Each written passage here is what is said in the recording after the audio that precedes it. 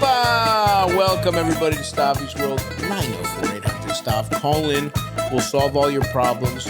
We have with us our pal returning, Gareth Reynolds, on the couch. What's up? Hi. What's up, Big G? Hey, Stavvy. How's it going, man? Good. How are you? You know him from his multiple This man's a podcaster extraordinaire. It's a nightmare. It really is. I know. We were just talking. It's It sucks. You think you get ahead, and then you're like, what? Yeah. I'm only done for 2 weeks. Yeah. I've done We're Here to Help. Yeah. Great show. You got a new one launching. It's been out. going. It's been Yeah. going. Good cover there. I know it because you told me. Yeah. Like the reason? No, I know because you said it. Because you said it earlier. I'm not familiar with it. Moments but you ago. I mentioned think it. maybe now that you say it, I'm like, oh, that's what that was. I saw it. It looked pretty fun. That's what I I didn't like. know if it was somebody else's show. Yeah. But it looks good. Sure. Can I put that on the? Is there any way to? Can I put that quote on there? That stammering half endorsement. It looked like they were filmed. It You're looked there. good. You're having a Audio good quality time. was there. It's cool. Next we have. Yeah. Yeah, I like that we did that little back and forth so I could remember what it was called. Stavvy stammers. Yeah, dude, it's all broadcasting It's secrets. too much shit. Do a bad job, and then so you'll remember the fucking title of the of the podcast. I even forget it sometimes. I like it though. So it gives me Frasier vibes. Next we have, or that's my next guest. We're here to help. We're here to help. Right. Very Frasier. But wouldn't Frasier say? What was the name of his show in the fictional world? Oh shit! I don't even remember. I Elvis, honestly, do some producing. I didn't please. follow. You weren't a Frasier guy. I didn't follow him. I was a big Frasier. I liked him when he was a drunk. Yeah. And he got all sober and became emotional. No, it was just called actually- the Dr. Frasier Crane Show. I never. I used to do kids' birthday parties, dress up like superheroes for kids' birthday parties. And one time I did like the Frasier season wrap party for the kids, and I was dressed up as a wizard. And I was just like able to just be like a fly on the wall That's to like incredible. Kelsey Grammer having conversations. And I Was he with his Real Housewives wife? Yeah, at he the was. time? Those Camille era. Yeah. I remember when I saw that he was with just a hot blonde with big fake titties. I Yeah. was like, wait, Frasier's cool. Yeah, you were like, I was like, maybe he I thought really he was does. a nerd. Well, and then you found out he actually really was like a cokehead Yeah, drunk, and you're like, yeah. Frasier? Frasier's the man. Wait a minute. Yeah, Yeah, there she is. he was doing coke. He was a wild boy. Yeah, Kelsey was a wild boy. but he for seems real. so like intellectual. right. But Well, that's the thing about Yeah, they were. Niles. Doing shit like that. Let's do a bump out of Camille. Yeah. And Niles being straight's hilarious. It's Yeah, like, you also know, fun. I mean, that guy's gay as hell. Yeah. He probably was dying to talk to Frasier about his sexuality crisis. Frasier was so inaccessible. Yeah, Daphne. Maybe you find one bitch. He's probably gay for everyone except Daphne. Is my guess. Yeah, he that probably was- fell in love with her, but he's gay as fuck. Yeah. Because Maris, he didn't want to fuck Maris. No. Or was Maris Frasier? No, Maris was. Wasn't that? I don't know much. Like I said, but I think it was Maris. his. Was Maris Frasier's ex-wife? No, Niles. Yeah, right. Niles' ex-wife. Yeah. Yeah. And then there was the dog.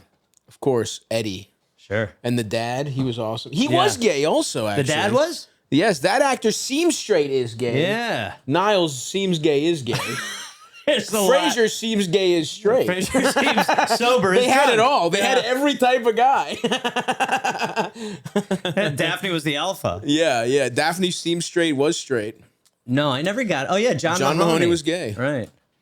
I guess they were missing one seems straight is straight guy. I think we've looked this up before, and I don't think there is definitive evidence that John Mahoney is gay. Wait, really? I mean, it's funny that that's the high. Did you highlight that, Eldis? No. So it's funny that you were like, I've come to the conclusion that the highlighted AI overview is We talked for 20 minutes on an episode about how he was gay, and then we did another simple Google search. Just like, no, he's not actually Whatever. gay. Yeah, he was. He was like the kind of gay guy that wouldn't say it. Go down. closeted. Closet. That's a medical term, I Old school. believe. Old school. Back when they had honor. Don't make my fucking kids look at that. Do it on your own time. And then you get married secretly. You know, that kind of Yeah, shit. you go to Thailand, get married. Yeah. Get out of the AI. That's your problem, Eldest. You're succumbing to AI. I completely agree. Thank you. So many people I know are like AIing, and I'm like, scroll No. a half-inch more. Yeah. Get some real answers. Although I do think they've made Google shittier Google's gotten way shittier. because they want us to go to AI. Yeah. But we won't do it. We'll just get shitty answers on Google. Will you Google how bad Google is, and let's read the AI? No, I'm just kidding. Yeah, not a Frasier guy. What were your shows as a child? You know, I really watched a lot of. We're probably we're pretty much the same age. I'm You're probably a 36. little young. Oh, you're like a lot younger than me. You're Really? 10 years. Yeah, Well, you you're look 9 much years younger better than than me. I do. No, that's not true. You do, for real. Well, you You're have a glowing. much better career. Yeah. I'm going to die earlier, though. Well, whatever. I'm gonna be poor forever. It's gonna fucking suck. Look, you give, you know what I mean? There's gives and takes. You're gonna be a comet. I'm gonna be a nightmare star. Bright, burn bright. Yeah. I watched a lot of like old sitcoms from Nick at Night when Okay. I was growing up. So I would watch like Taxi, Love Welcome Back, Kotter. Yeah. Like those are my shows. I would pretend to do that. Like I was the little annoying kid pretending to get the shows you were watching. Right. Because I I don't loved. even know how much I got them, but I definitely was like, that's important. Yeah, exactly. I felt that way too. As like being little, I was like, oh, I get Taxi, I get it. Andy Kaufman. Yeah. I would pretend to like really like Andy Kaufman, and Yeah. like the biggest one is Lenny Bruce. That's the most totally. poser shit you can do. Yep. Which is, and look, I've listened back, and it's like there's a couple, and he's very important, obviously, for like, but it's like some guy being like, no, I love watching highlights of the 1940s. Philadelphia Warriors. No, you know what I mean? they're It's like tough. their highlights aren't The good. game's different. You know what it's like? I watched Planes, Trains, and Automobiles like a year ago. I don't know. That's a banger. When was the last time you watched it? Pretty recently. See, I like it still, but I'm Yeah. like, this has been replicated 800 times now. The replication is fair. So you're that a one little- really just it's works the best. because of John Candy. It's- He is just so you And- can't replicate him. and when the wife's been dead for 12 years. yeah, You're like, oh my God. yeah.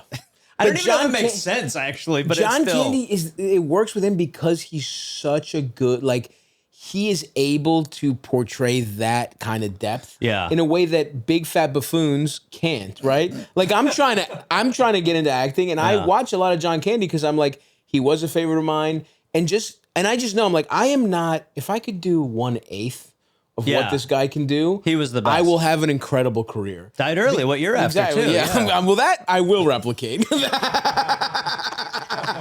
That's the 1/8 I can do is dying too soon. Stavvy replicated the John Candy death better than anyone. A lot of guys I'm replicating. No, he in was. that He was sense. the best. He and that I'm not saying that movie is not good, but it's like road trip movies at that point, there was just not a shitload. Well, I will say in general, I think you're right in that a lot of classics, some classics really, the pacing is off, like they're not as funny as you remember, or there's like 4 good jokes you latched onto as a kid. Caddyshack is like this. Caddyshack. What you feel like is a not little as out of good. touch? Yeah, not as good. Still, it's so good. When's the last time you watched Caddyshack? It's been a minute. Rewatch it. In fact, I was really embarrassed because I'm showing it to a girl who's already too young. That's the worst. yeah. When you're trying to show And- off and you're sitting there in silence, And it's like, it used to be this good. is bombing. And then Yeah. and then I'm realizing even if this was good, she wouldn't have liked this. So Yeah. now I'm bombing twice. Yeah. Because even the idealized version of Caddyshack in my head wouldn't have worked with this woman. And then you got to jump ship. You like turn it off. I'm like, earlier. oh, this, and then You know what? when you're fast forwarding, you are toast. When you're like, let's just get the Rodney Dangerfield's part. And And you she's go- just and looking at her like, You're like, Chevy Chase was very funny at a but, time. and like I know, like Bill Murray's kind of like really important, and yeah, the go over things I guess This is is all weird, improvised, so but you he's just know. making this up. This It's is all not in the made up. script. Nobody wrote this. She's like, so why it's the gopher is a part of it? It's like, yeah, the Well, gopher, yeah. I mean, he's got a problem with He's it. a piece of shit. He's the groundskeeper. He's a piece of shit. Yeah, that's tough. But it is very funny because I do think you picked maybe the one I disagree with the most. I think it holds up really well because it's also a 90-minute runtime. It's one of Also good. It's one of the rare old classics that actually has a pace that keeps up with today. Because they Yeah. cut a lot of. That was like I feel like they said the first cut of that movie was like 3 hours. Oh yeah, there are scenes where you're like, I think in the Steve Martin documentary, he goes into it a lot. Yeah, which it's cool because you watch the movie and it doesn't fully make sense, but you can put it together. Like there's certain things where you're like, how do we get here? Yeah. But I love when they're like, I love when a movie just does that. Like, you can figure it out, and it's way more important for the pace to be there than it is to explain every little fucking thing. Well, I think that it, like, some of the shine got taken. Like, it used to be like my favorite movie. Yeah. And then I watched it again and I was like, oh yeah, well, you just are so used to odd couple road trip movies. Sure. So that's. I'm with you there. I agree with you. Frasier is good. There's no doubt about that. What was your show growing up? I mean, legit, I watched Frasier, but I mean, you know, the classic Simpsons, Seinfeld, the like, they would run them in syndication. Yep. King of Queens snuck in there. Wow. Because it was just in syndication. That's a tell. Yeah. You know what I mean? Yeah, and it also, came on after Seinfeld. It was just timing wise, you know, perfect for that. Plus, fat guy, hot wife. I love to see that. You know what I mean? I'm like, this could be me. It's a hero. For real. It is possible. 100. I'm not even kidding. It was like me looking like, yes. But then you found out she was a Scientologist. You're like, this makes sense. Yeah. That's how we got her. Although she in real life, she jumped. She's with a hot guy and not a Scientologist anymore. Oh, she is? Oh, yeah. Her real husband's like some sexy Latino guy. Oh, okay. I didn't know that. Pissed me off. Legit pissed me off when I'm like 16 and I figured this out. Yeah, look at that guy. See, I think I'm gonna planes, trains, to be hotter. I'm gonna planes, trains, and automobiles you on this guy. He used to be hotter. He's go back, go find Angelo Pagan young. Do Leah Remini husband young. Angelo Pagan hot. I mean, come on, that's a handsome guy, dude. I mean, look at that guy with a goatee. Yeah, all right. You know, he looks jacked. Mark Anthony, bargain bin Mark Anthony. No. Yeah. He's hotter than Mark Anthony. No, he's not hotter than Mark Anthony. I don't know. He's bigger. And I'm not even into Mark Anthony. I'm just saying he's a little more substantial. I don't want a twink, you know. I want a guy who can throw me around. I mean, I know neither of us are gay, but I want a twink. Okay. I really want a twink. That's my style. Well, I guess if I had to fuck a man, yes, I would want a twink. But if I was the kind of guy who wanted to fuck men, I would want them to be heftier, you know? That's just me. Anyway, compared to Kevin James, whatever the fuck, this guy's more classically handsome. Kevin James. But you know what? You're right. He's not as hot as I remember in my head. No. See, this is planes, trains, and automobiles, but with this guy. He wasn't a fat guy. I think that pissed me off. No, you know what's funny? I was saying this the other night. It was like Seinfeld. Slowly, the people in Seinfeld are starting to. Like, you've really got to separate the actors from the characters now. Yeah, it's true. Like, the Kramer took me like 5 years to be like, I can watch him and not think about the end. And now Jerry, who's so like... Yep. Jerry's just a little too callous when it comes to Palestine. Yeah, absolutely. Jason Alexander's next. I feel like Julia's going to hang in there. Julia, I think it's kind of like it's like when you get a vaccine and there's a little something you have to get over. It's like a little piece of the poison. Yeah, you got to... The fact that she's a billionaire's daughter... I didn't know that. You have to get over that immediately, right? The Dreyfuses are like, Julia Louis-Dreyfus, her family is like, she's an insane Nepo baby. So if you get over that early, I got over that when she was young. See, I didn't know that. Yeah, I mean, it's not good what he did. Gerard Louis-Dreyfus. With an accent in their name is... His net worth was estimated to be $3.4 billion. He was the chairman of the Louis-Dreyfus Energy Services. Oh, fuck. And the great-grandson of... Her dad was the great-grandson of a guy with a Wikipedia page. That's not good. Wait, are you Leopold? Leopold Louis-Dreyfus, Oh, fuck. The French government awarded him the commander of the Legion of Honor. Does he have claws? No. Oh. No. He does not have claws. Okay. But I'm sure there was some propaganda of the time saying he did. What was the... I think I just fell into a bad trap. I think you did. I think you unfortunately did. Look up the Louis-Dreyfus group. Let's see what they were up to, Eldest. Right there, dumbass. Is a Dutch multinational merchant firm that's involved in agricultural... I mean, there's It's tough when you find out someone grew up rich. It's difficult. If there's a lot in comedy, so you gotta get over it. Her family's business was founded in 1851. That's not good. Yeah. Not good. No, old money. The company makes up about 10% of the world's agricultural product trade flow and is the world's largest cotton and rice trader. That's not good. No, the cotton's one of the 4 companies that dominate world agricultural commodity trading. Really bad. You know what I mean? Like the cotton is not... Cotton 1800s never really works out great. No, certainly not. But that's them today. I'm sure whatever they were up to back then was, what were they up to in the 1800s, Elders? Let's scroll down, idiot. He rapidly diversified across shipping, weapons manufacturing, agriculture, That's oil, good. and banking. Oh, so the good industries. Yeah. Oh, okay. Yeah. I was worried it would be dark. Yeah. Top 5 biggest fortunes of France. In the early 20th century. So anyway, once you get over that, and she's, so she, I think, is not going to And I disappoint want us to more. circle back on the claw thing. I really, it was in, and I wish everyone could see the picture. He just had pointy fingers. Right. I was going for a totally different, Yes, you know what I yes, mean? yes, It's yes. just, yeah. We'll have the screenshot up. The people can decide. If you could maybe sharpen the fingers and post a little, that We might won't help be me doing out. that. Really, no. We will not be sharpening the hands I of think a, you should. of a, don't of a make it 19th century Jewish banker. No, We stop will it. not You're be doing doing it. that. You're digging further for me. Don't. I'm not saying sharpen him because it's a. I don't even want. I can't say don't sharpen his hands because he's a Jew. That'd be a crazy thing to say.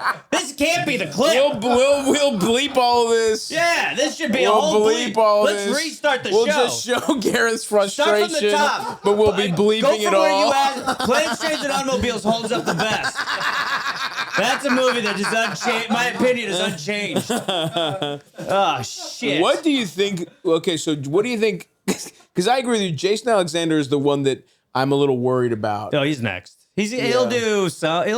What's Jason Alexander? Look up Jason Alexander's scandal. Let's see if there's So anything here's there. so my buddy Evan Mann, who I used to write with, he when he first moved to LA, he was an intern at Jason Alexander's company. That picture's great. I'm sure this makes him happy. Yeah. And he has a hairpiece for the bald side.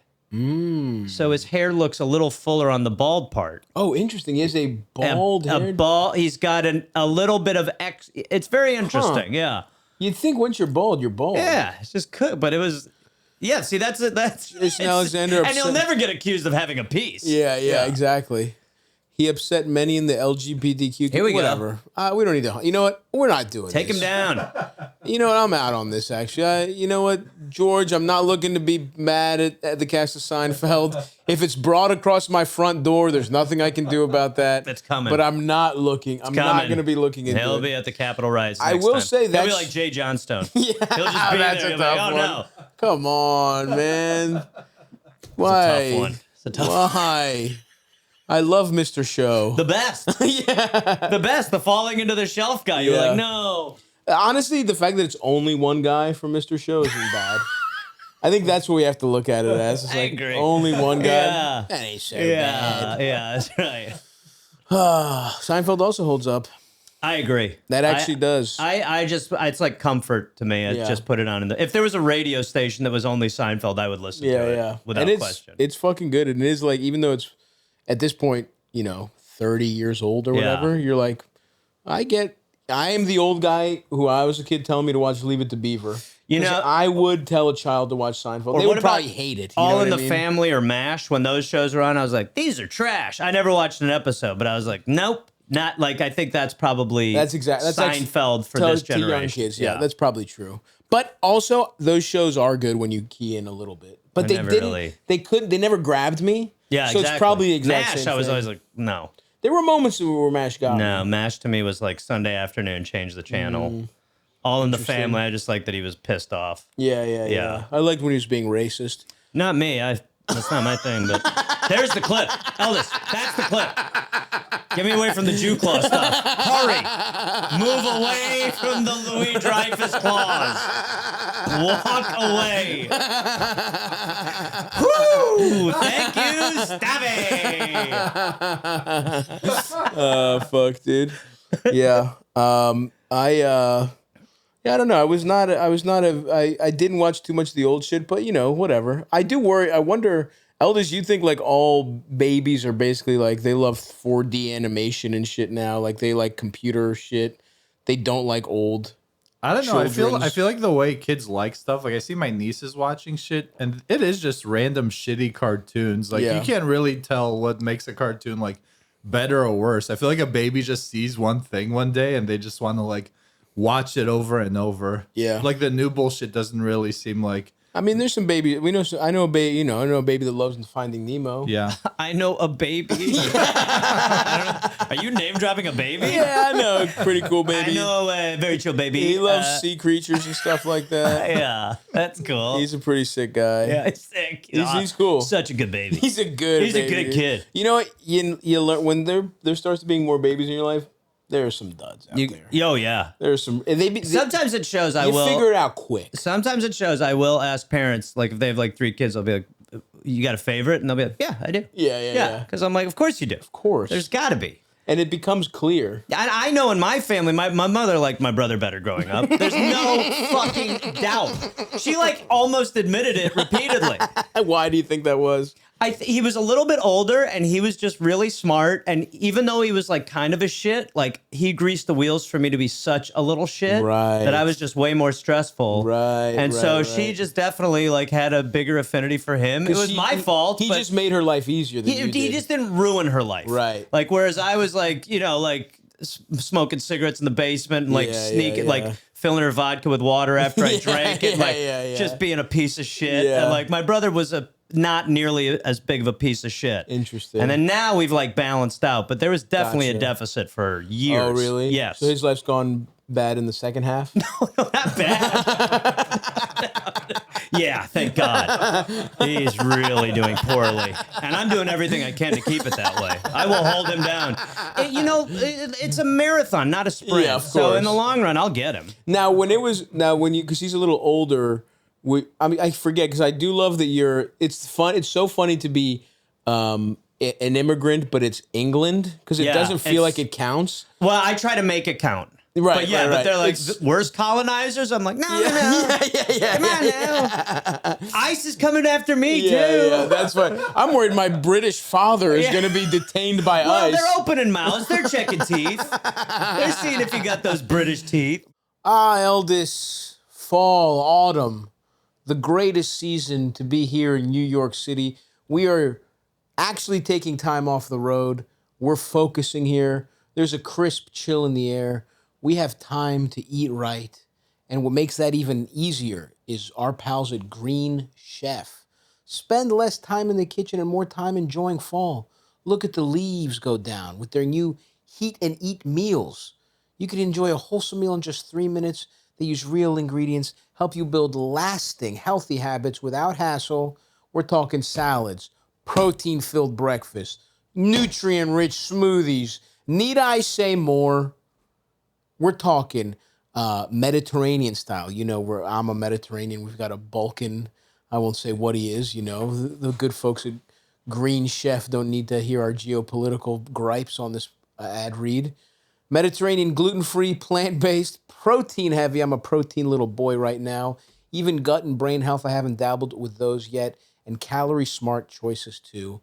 You're going to love them. We love them over here. Their recipes change every week. They keep it fresh.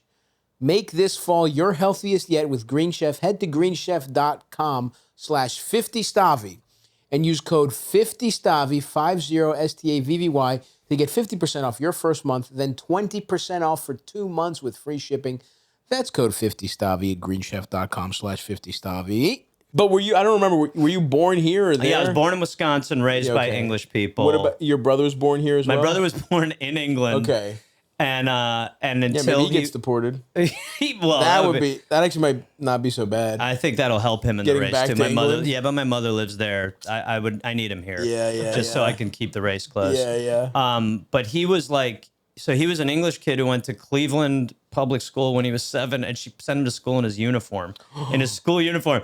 And hello, everyone. I'd like my ass kicked. Like he showed up like someone beat me mercilessly. He went in a British schoolboy uniform. Someone beat me with my hot water bottle. Yeah. And they fucking murdered him. Oh my God. Yeah. I'm trying to think what would have happened if we saw a British kid. You know how when you're on an island in a Baltimore? cartoon and you're hungry? Oh and my the person turns into a ham? Dude, yeah. They were just like, oh my God. I wouldn't have been. I would be vibrating if I saw that. Just start I would floating. be so pumped to bully him. I would And be that's like, what happened. Oh yeah. He came home and he just had his hat in his hand and he was all scuffed up and he just goes, I need new clothes. And he was trying to explain what a lunchbox was to her. He was like, they put their lunch in boxes. And she was like, in boxes? She's like, what are you talking about? No, you put it in a satchel like a good boy. And go get beat up again. They'll learn to love you. Oh my God. She had my family thought they were moving to Beverly Hills when they moved to America. So awesome. They moved to Milwaukee. They moved to Cleveland and then Milwaukee. And my mother was like, like packing like Lay's. She was like, I'll need those when I get to the big city. Yeah. And then she was like in the freezing cold, and just literally. God.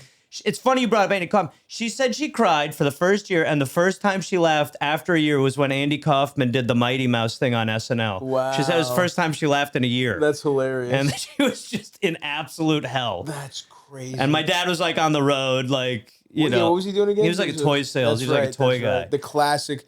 He really was. It's the last generation of guys able to cheat by being a door-to-door salesman. Okay, listen. He's really muddied the waters. I know what the road life was like. But now that I'm on the road, I'm like, Dad, be honest, come on. You were at a Hyatt bar every now and then. Come on. You had a bunch of Legos. Stop. Yeah. You were. Do you want to go see the Lego in my room? Yeah. Oh, do you have a boy?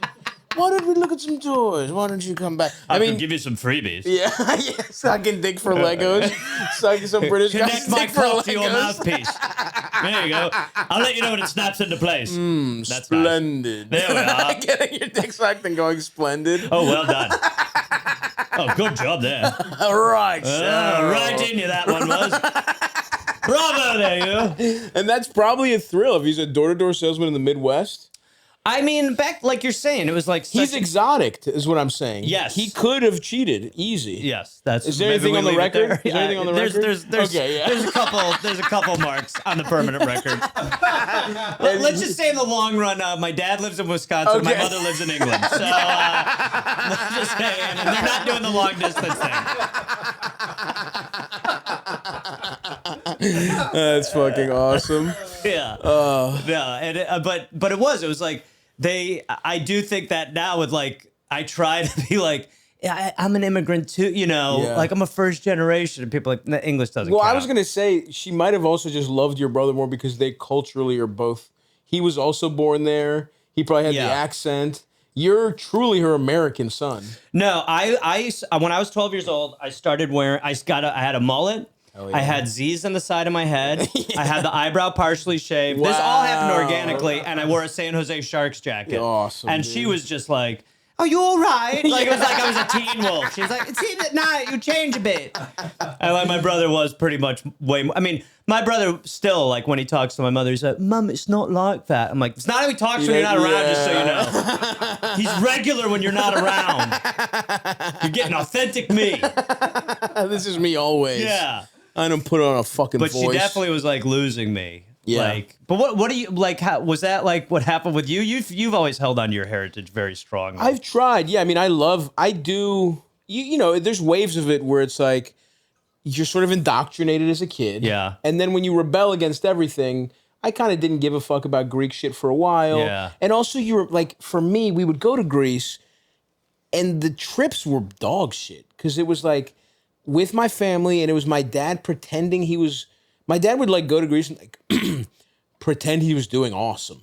Like it would be like this weird 5-week like North Korea propaganda trip. And you're like sitting there. And I'm like, why the fuck can we afford this? Like we can't afford regular shit in America. We have a fucking pool. Shut up. resorts. Hey! Like Yeah. And it would be like, and he would save up like so much of his money, and sometimes he would even take out like a loan. Like he would fucking flex, and I would be like, this is kind of fun, but it's weird.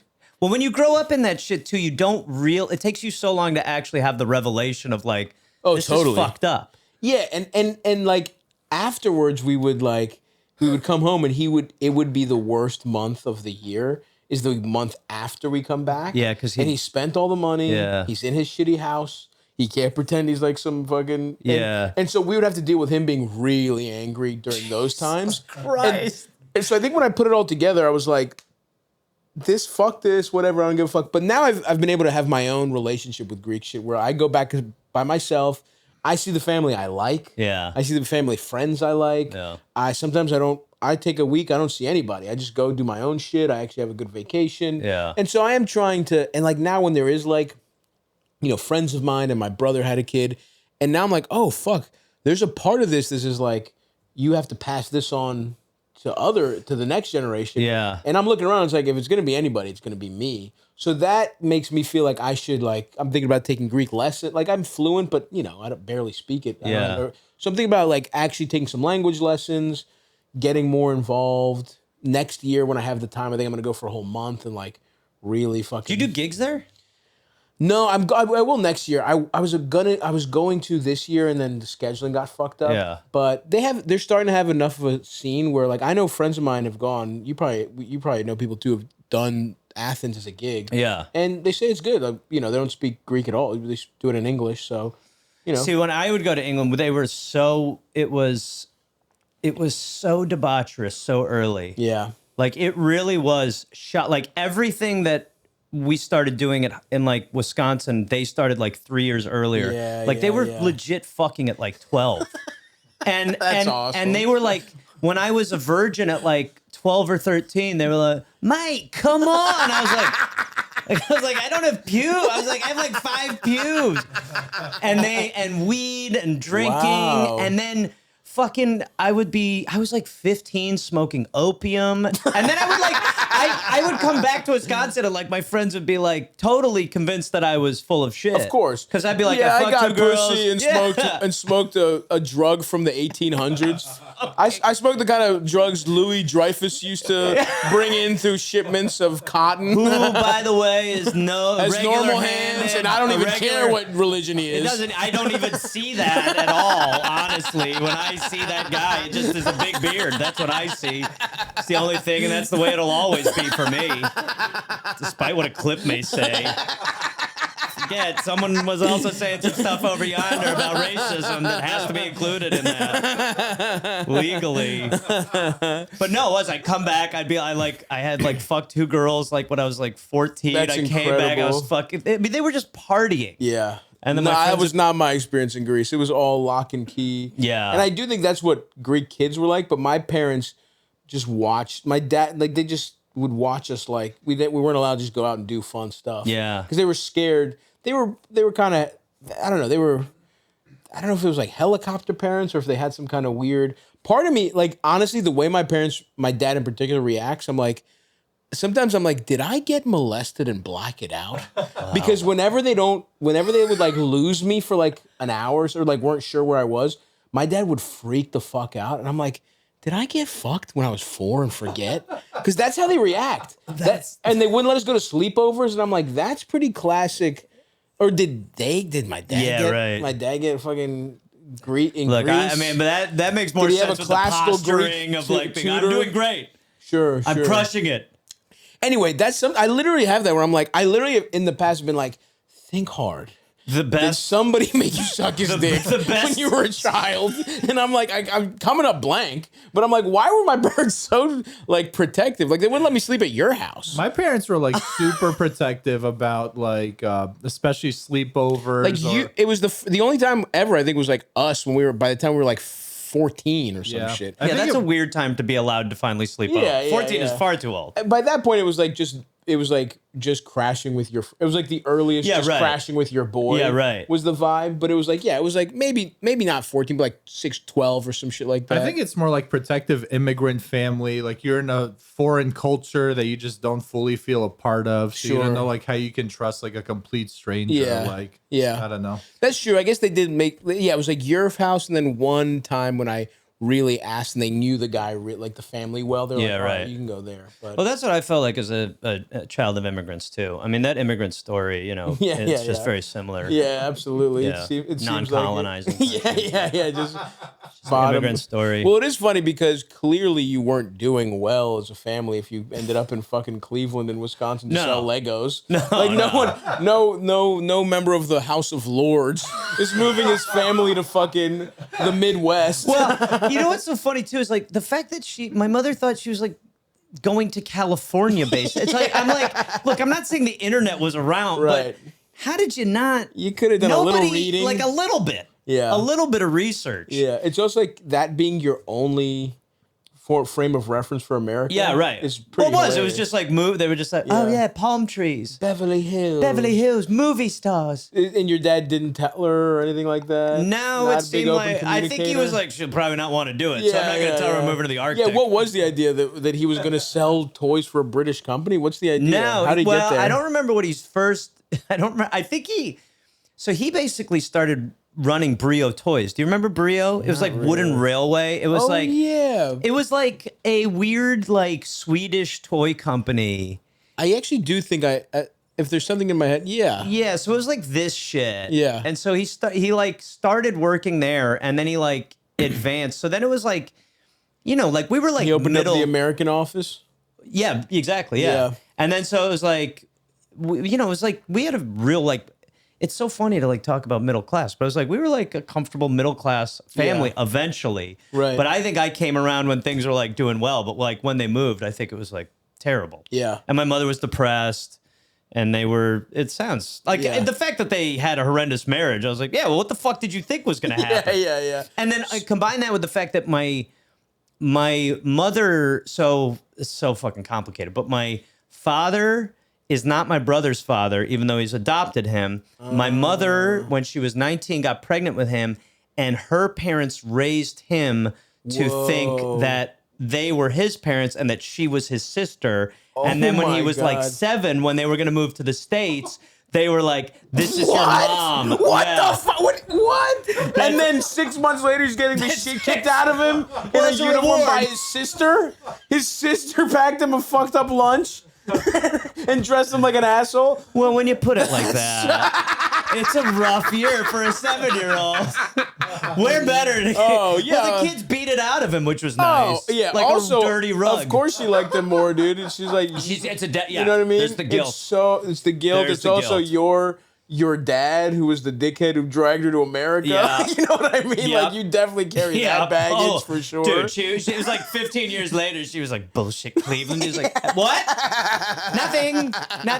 How spicy do you want dinner? When they were going to move, they dropped it on him? I'm pretty sure it was right around there. Wow. She was in London, like working for like Wrigley's or something, but my brother's the most balanced dude. That's and I'm like, it's just because they like piled trauma on his plate at 7. Yeah. And then it was like his life got easier from there. That's even one of though it those, wasn't- like, if he doesn't snap then, he's going to be good forever. And he is. He's the most chill. Like, he takes everything in stride. That's incredible. Probably because he thought his mother was his sister, and then he got thrown to Cleveland in a school. He dressed like Angus Young at Cleveland Public High School. That's fucking nuts, dude. So when did she finally was like, all right, fuck this, I'm going back to England? Well, they got divorced when I was like 14. Okay. And then I went to school in Boston, and then I moved out to LA, and then my brother was just like wanted to leave Wisconsin, then he moved to LA, and then like 2 years later, she was like, well, there's no reason for me to be here. So then she just moved back, and then she like ended up taking care of her mother a lot. And then she actually moved back to LA. She moved to LA for a little finally while. get a little piece of the Beverly Hills dream. Yeah, right. Yeah. She was, How like, in ironic that Pasadena. both her fucking sons end up where she thought she was going to live. Well, and then she's like in Glendale, and she's like, where are the movie stars? Oh, my God. Does it even exist? Yeah. Why are these hairy Armenians accosting me? Yeah. And so, and then she just lives there full time. Okay, and like, sick.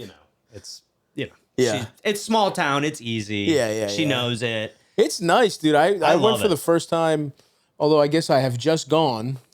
Oh, yeah. I've just come back, and it was You liked awesome. it? I loved it. What was your favorite thing to... Going back again. No, I went last summer, and I actually will take, if you have any fucking little tips or whatever from you. I'm sure you go. Well, if you have a kid, tell him that you're his brother. Yeah. If I have a 12-year-old, get him some pussy. Yeah, get him some pussy, say you're his brother, and fucking run away. You're fine. Don't worry about it.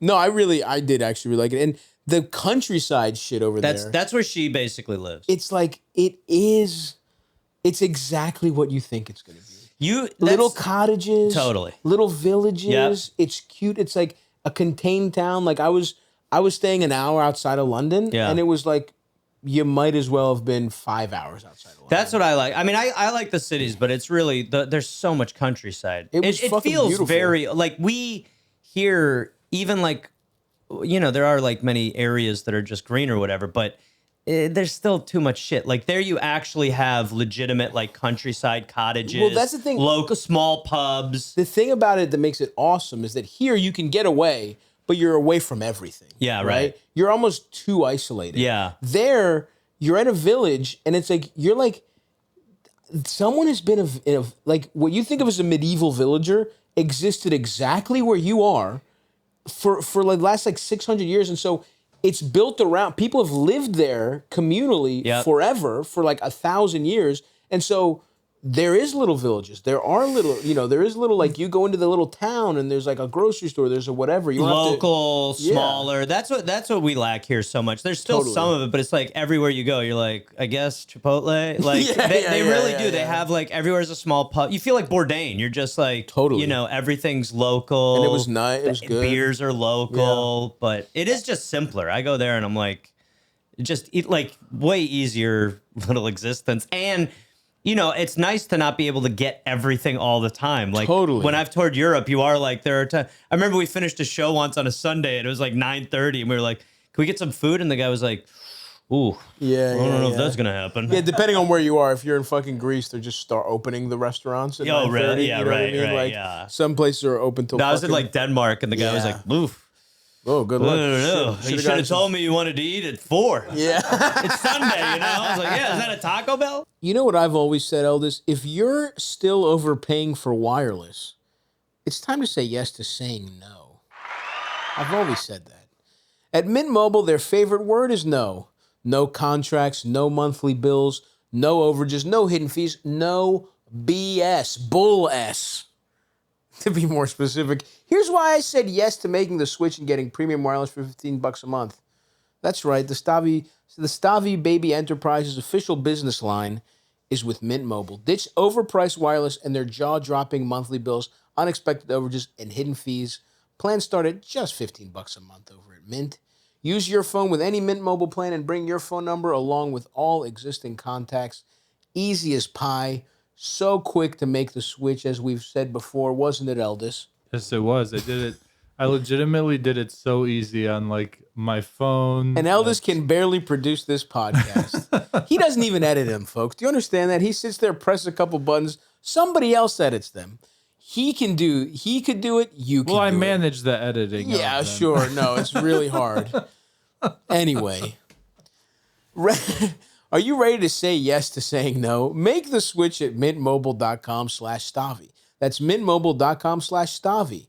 Upfront payment of $45 required, equivalent to $15 a month. Limited time, new customer offer for first 3 months only. Speeds may slow above 35 gigabytes on unlimited plan. Taxes and fees extra. See Mint Mobile for details. No, I agree with you, though. I love when things were they're like, yeah, sorry. It's better. It's a Sunday. Yeah. When people are like confused, you're like, you wanted to go to the electronics store on a Sunday or like at 9? When places close, like in Australia, there's like, or wherever, there's places that close from like 1 to 5. Yeah. And you're like, yeah, no, you shouldn't. You just shouldn't be able to have access to everything every moment of the fucking day. I fully agree. I almost like, I even miss, like in America, you only got that for holidays for a while. Yeah. It was like you have to go do your shopping. If you need something for Christmas dinner, you better go early Christmas. They're closing early on Christmas. Now it's like, it's 10 a.m. on Christmas. I'm like, I'll go over to the grocery store, get whatever. And I feel like an asshole. It's like, why are these people working? Exactly. Things should be closed. Yeah, you're just like, you really are. You're like, why the fuck? Why are they working? It sucks, dude. Yeah, it really does. And I think that with Black Friday every year, I'm like, man, this is just this is the most dystopian capitalist shit ever. That was the worst when it was like, we took this beautiful day where it was like, there's nothing to do. And they're like, let's fill it with shopping. What if they beat the shit out of each other for a CD player? Instead of spending time with their families, why don't make they them get up early? Make them wait in line and get agitated at each other. It's the beautiful little, it's the most like delicious day of like nothing. Right after Thanksgiving. You got 2 weekend days coming up. That should be the like lounge. Any company that makes you work on Black Friday. I mean, I like talk about that on stage. Man, it is shocking the level of people who are like, I don't care for your anti-billionaire stuff. It's crazy, you're just like, dude. It's not gonna be you, man. Yeah. You're not gonna like. I'm rich, right? I am. I've gotten really lucky. I am so much closer to a homeless person than I am even somebody with $500 million. Yeah. Like the amount of power I have in society is closer. And that's what people like.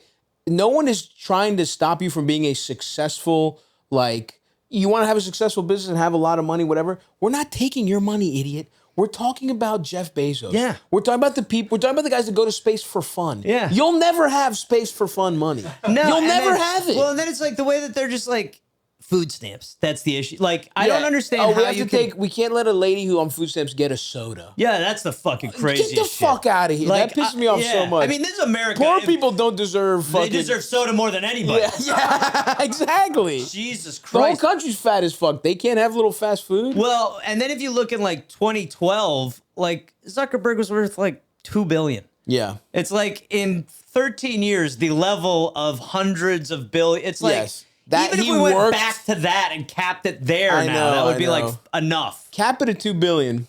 You're fine. Okay? You're fine. That's plenty. Plenty. Plenty. Anyway, whatever. Yeah, right. Fuck these people. Yeah. And if you're sucking billionaire dick, you're a piece of shit. Yeah. They're fucking your ass. Wake up, idiot. Yeah. Anyway, let's help some people with some fucking with some questions here, right. elders. Yeah. We clearly know what the fuck's going on. Yeah. We're two of the smartest guys these people have ever fucking heard of. I mean, listen back. Look at our careers. Well, you did though. You got like elevated as a solid know. voice of the, Yeah, just but for only for speaking like sense. dude, and believe me, the amount of people who wanted me to become like a political, Yeah. it's like I'm not doing that. Yeah. I'm a fucking comedian. Yep. And a big problem is comedians thinking they're smart. Yeah. I'm not smart. Well, it's worked out pretty well with those. Yeah, I know, but it's like, the whole point is like you don't have to be smart to realize we're getting fucked. Yeah. You know, like that's all there is to it. Yeah. It's like the absolute ultra rich are fucking everyone else's ass. There's no other conspiracy. It's so fucking obvious and simple. It's crazy. that we don't have to make up conspiracy theories.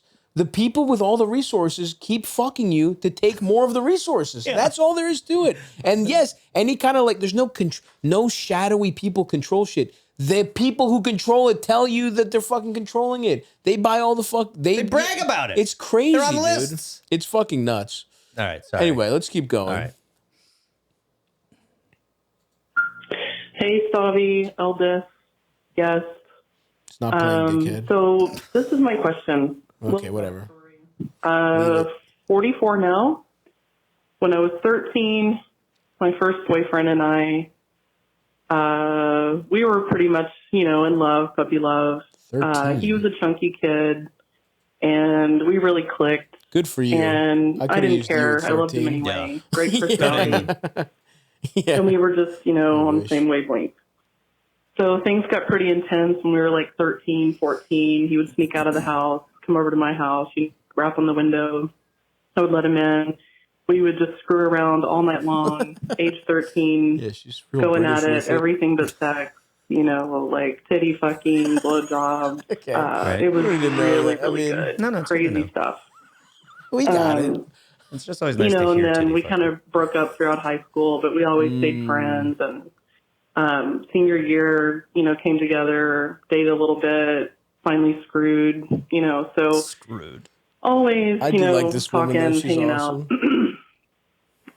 Fast forward to 2020, 2020. and we start chatting, texting, 20 years, never seeing each other, no talking. And in 2020, we start chatting, and we've been texting for 5 years. That's all it's been. Huh. He's in a different state. But we are really, really good friends now. Okay. And we've gotten to know each other as adults and not children. And, consider him one of my best friends, and I think vice versa. And so my question is, and, through our texting, he's told me, that time with you when I was a kid, those were the best orgasms I've ever had in my That's life. weird. I don't really need to think. That's a red I flag. remember one time Putting it in that he came so context. hard it shot on my wall and was Whoa. stuck on my picture That's frame. just being a teenager. First of all, yeah, he's 13 and So getting anyway. pussy. Yeah, I mean, Do you understand how awesome that would be? To me? I can't even imagine. I was so far away from that. That's when. that's how you used to patch walls. Yeah, That's how you used to yeah. patch holes in your wall. He told me that was the best time of my life. So I guess my question to you is, now that we're adults, in a position where we could meet up, should we like meet up and fuck? You know, should we meet up and try to date? Like, what do you think that we should do? What are the pros and cons of this?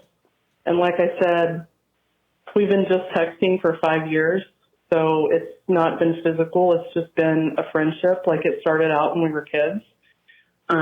So what do you think we should do? All right. Thank you. Bye. Well, I think it's kind of wild they haven't met up yet. Yeah. But it's also not just a friendship if he's talking about how good the orgasms were. It's not like small talk. Yes. No. This guy's just a coward who wants to fuck you, I think. Yeah. Or whatever. Maybe he's... I mean, he might be in something, pussyfooting it around. Yes, he might be. Yes, that's true. Are you sure he's single? Whatever. You know, that's important to know. Well, what do you think? I mean, should they... I don't see the downside. They live in separate states, too. Yeah. Which you said, yeah. But still. It's like, what's the worst case scenario? You meet up, you make a little trip of it, you see if there's, worst case scenario, like you stay friends, you just meet up. These people have a history, and it's like you could give it a shot, see if you like it.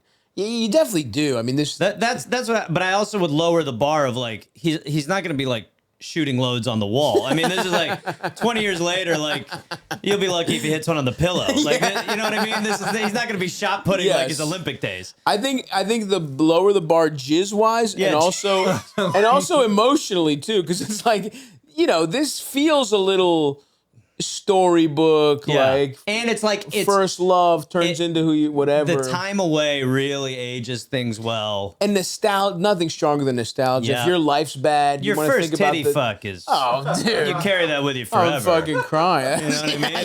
That's your first titty fuck. That's Come on. beautiful. If your first titty fuck reaches out, you go back. You go back. You chat for 5 years. Yeah, maybe you got to hold them a little tighter. But still. Yeah, exactly. So, I think the pros and cons are the pros are like could be fun, whatever. You might have a real connection here. What are you? I guess the thing is, what are you looking for out of this? She's. I think she would be worried that maybe she would feel emotionally attached, and then it's logistically so complicated. But that's one of those things where it's like, well, then at least, because you're like middling too much right now. I would say you kind of should give it a shot because clearly there's somebody you've talked to for 5 years. Yeah, that's so long. They're in your life. You're saying it's a friendship, but is it possibly stopping you from finding somebody else? Like, are you, you know what I mean? Like, is this, it's almost like call the bluff because for a dude to only be texting for 5 years and texting about how good his cum was back, like, he say you want to meet up and see what he does, because there's a chance that then he might go like, I can't, I'm like in something, like find out, because you could just be like him. You could just be like a way for him to tap into his nostalgia. Yeah. You could just be a physical reminder, whatever. And you should know, what do you want? Like, if you want to try and date, I get it. I totally do understand it. If you have this like chemistry, it does feel romantic on some level, even though, I love how they're both, she's like, yeah, titty fucks. And he's like, yeah, I used to jizz so hard. Saying like screw for your first I know. I love the screw's great. She's awesome. I love her. But so look, you need to go. I don't think there's anything wrong with it. And I do think clearly this is occupying a lot of space in your head. Yeah. And I think even as kids, you said it was like kind of will they, won't they? You only really dated a little bit in senior year. Like, you might just owe it to yourself to give this a shot, see if there's anything real here. You might get there and it might not, you might just not feel it, right? Like, it's worth doing it. It's worth just, and then one way or the other, you have to decide. Either you're truly trying to make this work and you think it's an actual somebody you can be with in a serious way, or you just stop talking this much. Because if this isn't a regular friendship, this isn't like, this person clearly has a very specific part, occupies a specific part of your mind.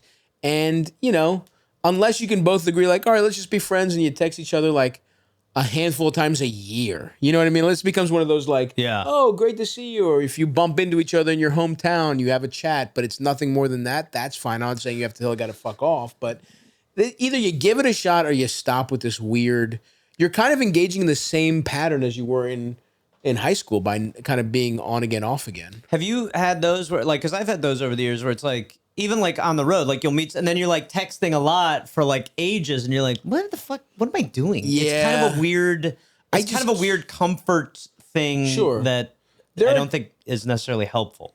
Yes, I fully agree. I think it's like this weird, there's sort of like, at least it's a real person, but you're kind of using a person the way people now use Chat GPT. And it's like Eldest? Yeah, at least this is a real person, but it's like, in a way, it still is fake. Yeah. If you never meet up with him and you're talking to him constantly, it's like you're still pouring your energy into something that's, not really there. You were about to say something, Eldest? I was just gonna say, you guys kind of like joked about it with the titty fucking thing, but I feel like especially when men get older, like there is like just a wistful, like sad nostalgia to like things that are like related, that remind you of like sex in your youth. Of your youth, yep. And it's like, yeah, just to go with what you're saying, like he probably is just tapping into that. Like, so what is he doing with the rest of his life? Like, totally, is it going good, or is this just like an escape for him? Totally. Yes, you need to find out one way or the other. Because the other thing is, I would say, thinking about she said he was chunky and she didn't care she liked him. If I was 13 and a girl like like at that time, like believed in me, whatever. And then here's the other thing. Sometimes that person gives you confidence and you believe in yourself forever. And then you're like, you're good. Yeah. That might have been the best. That might have been the best. The most a woman was in like loved that That's guy. why he shot such hard lows. That's why his lows were so viscous. He might have peaked at 13. Yeah. Right. And so yes, that's a very good point. I think you need to kind of meet up and figure out, is this real? Because yes, you might be an escape to the good old days, and him not wanting to make anything real of it could mean that, like, because he doesn't want it to be real. He wants it to just be this ethereal, I'm talking to the girl and he's just remembering back then. He's not thinking of you as what I would worry who about. you actually are. Yeah. You're just a manifestation of his best memories. So that's why I think you have to give it a shot to see if it can even be real. And if it's not, you just got to get the fuck out of there. At least you'll know. You'll know one I think way or you the would other. know. And even if it gets more complicated, it's like, well, at least then you can make a decision and shit or get off the pot. And also... Or jizz or get out of the tits. Jizz or get off the wall. Yeah. Jizz... But I think, like, also, our friend here seems pretty fun. She might not even mind just meeting up, fucking, she said having a good real, weekend, and then being like, all right. Good screw. Good titty screw. Yeah. Have a titty screw for old time's That's sake. a good titty screw. And then move on with your Leave life. money for the maid. Good night. Good old-fashioned tit screw. A tit screw. Eldest, have you ever fallen for a scam, my friend? All the time. Really? What happened? I don't know. I just need some guidance on how to avoid it. No, do you? I remember one time I was looking for a television, and I wanted a specific TV. It was hard to find. I found something that was like $900 cheaper than it was like a pretty expensive like TV. I found it. It was a website I had never seen before, but I was like, it can't be too good to be true. This must be real. Click it, cold hard cash, send it over. Don't hear anything for months. And then literally months later, a guy and some child come in and sell me some weird, clearly scam knockoff TVs. They were months late. I don't know where they came from. This was sort of a happy ending. I still have the television now. But I don't know what happened, but whatever it wasn't above board. I'll tell you that much. He also waited for a tip. He didn't do anything. He made this child carry the TV up, and I gave the kid a tip, but I have a sneaking suspicion that guy got all the money. Scams abound, folks. Let's not forget, when it comes to money, folks, you deserve to feel safe from fraud and in control, and that's exactly what you can expect with Cash App. Okay? You don't have to worry. You don't have to sweat it out like I did with my weird TV from some old man. Not with Cash App. When you get the Cash App card, not only do you get access to a ton of perks and benefits, like exclusive early access to nationwide concerts or discounts on popular brands, but you also have extra security with the power to instantly lock or unlock your card right from your phone in just one tap.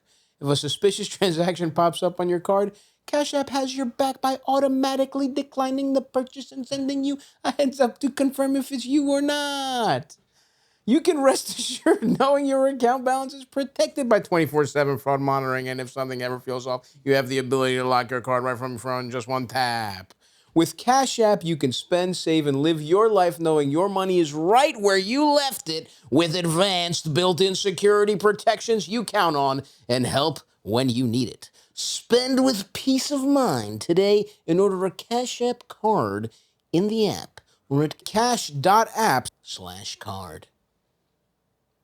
For a limited time only, new Cash App customers can use our exclusive code to earn some additional cash for real. Just download Cash App, use our exclusive referral code, SECURE10, in your profile, send $5 to a friend within 14 days, and you'll get $10 dropped right into your account. Terms apply. That's money. That's Cash App. Cash App is a financial services platform, not a bank. Banking services provided by Cash App's bank partners. Prepaid debit cards issued by Sutton Bank, member FDIC. Instant discounts provided by Cash App, a Block Inc. brand. Visit cash.app/legal/podcast for full disclosures. What else we got, Eld? Hey, Stavvy, Eldis, and guest. Just wanted to reach out. Need a little bit of advice. So basically, I was raised a Jehovah's Witness, and I decided to leave when I was 25. And that religion, whenever you leave the cult or the church, basically your whole family shuns you. Right. But my wife and I have a little baby, and my mom is trying to have a relationship with the baby because in that religion, you can still talk to someone who's not been baptized in the religion. What? So my wife, she's from Sweden. You can talk to heathens, but not people who are baptized and don't go to church, basically? That's more like innocents than heathens. They just haven't had a chance to get baptized. But that's a real loophole, though. Anyway, keep going. Yeah.